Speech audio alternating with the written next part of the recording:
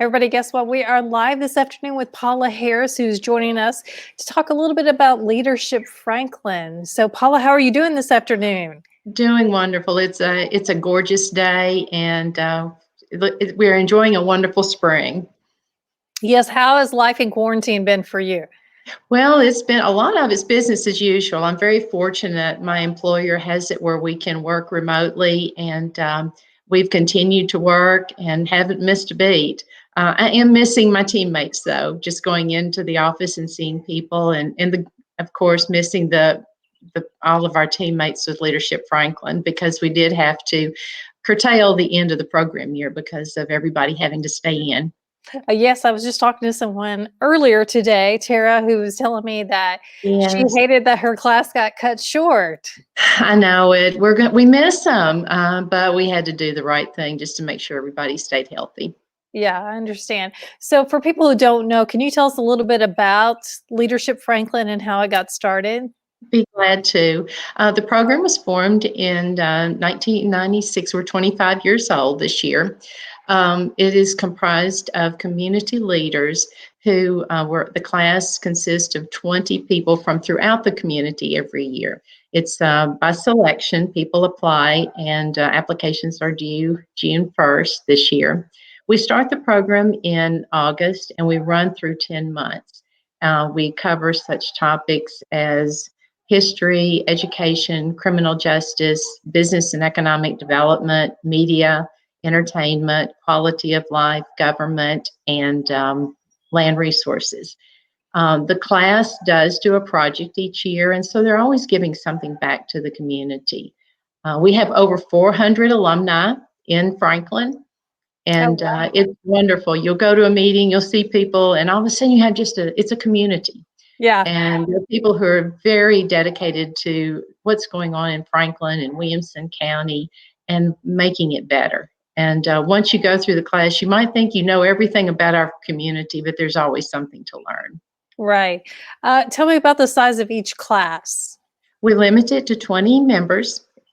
We do make sure we recognize diversity across the community. We'll have nonprofits, clergy, business, government, elected officials, because that adds to the real value of the program. The conversations we have, looking at topics and making sure we're approaching them from different points of view.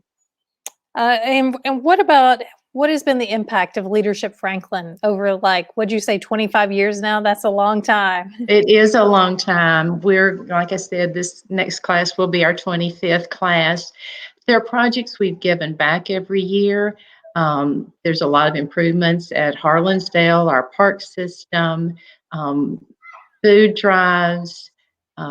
We did a book one year. The class is really charged at being creative by coming up with projects that they do give back to the community. They're not just homework assignments. And one of the things that I think is so valuable is we create a connection to the community. A lot of times people will discover something on a program day and they'll think, I want to get really more involved with that. And they will go back and they'll help by being on boards, by being volunteers. And probably the biggest complaint we get is we don't stay at our various topics long. We do give them a good cross section of a community during a program day, but we say, take your family back, go back, get involved. Every year I get requests for people to sit on boards, and we love to be able to create that further sense of community and how we can stay engaged. This is a wonderful community to be involved with, and certainly no shortage, especially with what's going on now. I think probably looking at nonprofits and how we approach the various things that make our life here such a quality of way of life. I think that's why Leadership Franklin is so important, because of the education process and just making sure people are engaged. Yes, as someone who's lived here a long time, I feel like I'm always learning something new or things I didn't know or realize that was here. So that's a great way. Tell us about the application process. You mentioned it's due in June, but what does that look like? The application can be found on our website, leadershipfranklin.com, excuse me. Our calendar for the program year is out there. We do ask if you're going to apply for the class and commit to it, make sure it fits your calendar. We start early in the morning, second Wednesday of each month, and we go for about 10 or 12 hours. We do require people to attend and participate because it's not fair to the rest of the class if you're not there every time. So it has to fit with your schedule. Make sure your employer has is committed to letting you be out for a day. And we are looking for people who are already leaders in the community. It's not a leadership development program. It is more of a program where we come together, talk about critical issues, further educate leaders. But we do want to make sure, like I said before, we're representing various aspects of our community. So diversity is very important for us. The selection committee will meet in the summer, and we usually try to let people know in June. By the end of June, if you're going to be in the class, it starts up in August. We have a retreat and opening day at the end of August. It's not overnight. We go out to Deer Run Camp and do some fun things and really come together as a team. Then we hit the ground running in September with the program days. Nice. Well, so do you anticipate any delays based on what's going on right now?